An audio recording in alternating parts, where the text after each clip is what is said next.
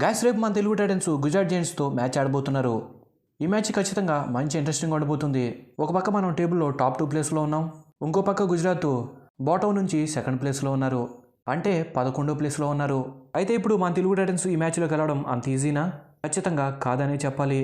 ఎందుకంటే వేరే ఏ గేమ్లోనైనా చెప్పొచ్చు, కానీ కబడ్డీలో మాత్రం ఎవరు గెలుస్తారన్నది చెప్పడం చాలా కష్టం. ఎందుకంటే ఆ రోజు మ్యాచ్ మీద ఎవరైతే బాగా పర్ఫార్మెన్స్ చేస్తారో ఆ టీమే మ్యాచ్ని గెలవడానికి అవకాశం ఉంటుంది. కాబట్టి పీకేఎల్లో ఏ టీంని కూడా తక్కువ అంచనా వేయకూడదు.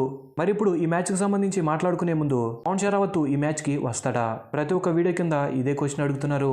మనకైతే పవన్ షరావత్ రేపు మ్యాచ్కి వస్తాడని అప్డేట్ అయితే రాలేదు. తనకు తగిలింది చిన్న ఇంజురీ అని అంటున్నారు.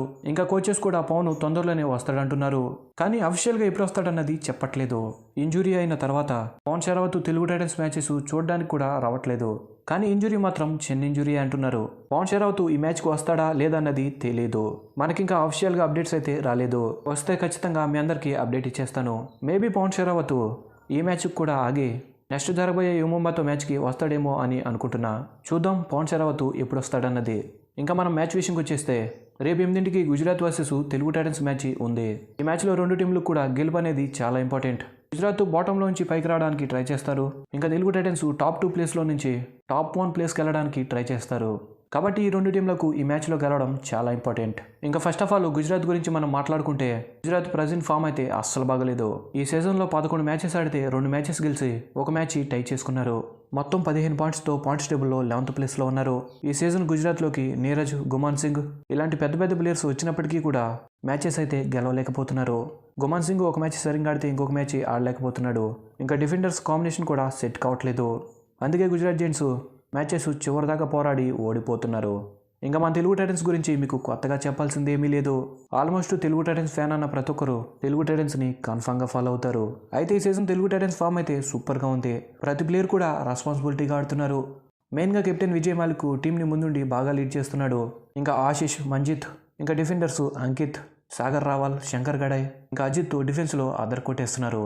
ఇలా ప్రతి డిపార్ట్మెంట్లోనూ మంచిగా ఆడగలుగుతున్నారు. కాబట్టి తెలుగు టైటన్స్ ప్రజెంట్ పాయింట్స్ టేబుల్లో సెకండ్ ప్లేస్లో ఉన్నారు. ఈ సీజన్ ఫామ్ బట్టి చూసుకుంటే ఆన్ పేపర్ మీద గుజరాత్ కంటే తెలుగు టైటన్సే స్ట్రాంగ్గా కనబడుతున్నారు. మరి పీకేఎల్ మొత్తంలో రికార్డ్స్ ఎలా ఉన్నాయన్నది ఒకసారి చూద్దాం. ఈ రెండు టీంలు మొత్తం పీకేఎల్లో 10 మ్యాచెస్ ఆడారు. దానిలో 9 మ్యాచెస్ గుజరాత్ గెలిస్తే ఒక మ్యాచ్ తెలుగు టైటన్స్ గెలిచారు. గుజరాత్కి తెలుగు టైటన్స్ మీద హైయెస్ట్ స్కోరు 48, ఇంకా తెలుగు టైటన్స్కి 38.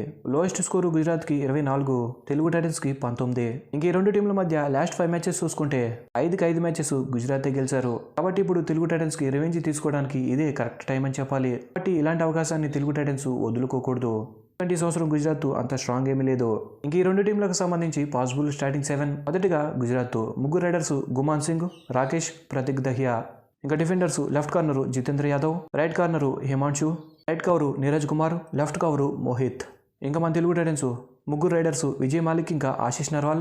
మరి పవన్ షరావత్ వస్తాడా లేదా కన్ఫామ్గా తెలియదు. కాబట్టి వస్తే ఓకే, రాకపోతే మూడో రైడర్గా మంజిత్. ఇంకా defenders left corner Ankit Jaglan, right corner Shankar Gadai, right cover Sagar Rawal, left cover అజిత్వి.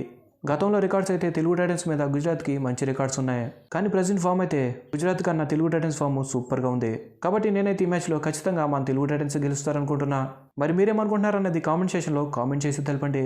Video నచ్చితే ఒక లైక్ వేసుకోండి. ఇలాంటి అప్డేట్స్ మిస్ కాకుండా ఉండాలి అంటే మన ఛానల్ని సబ్స్క్రైబ్ చేసుకుని ఉండండి. Thanks for the watch.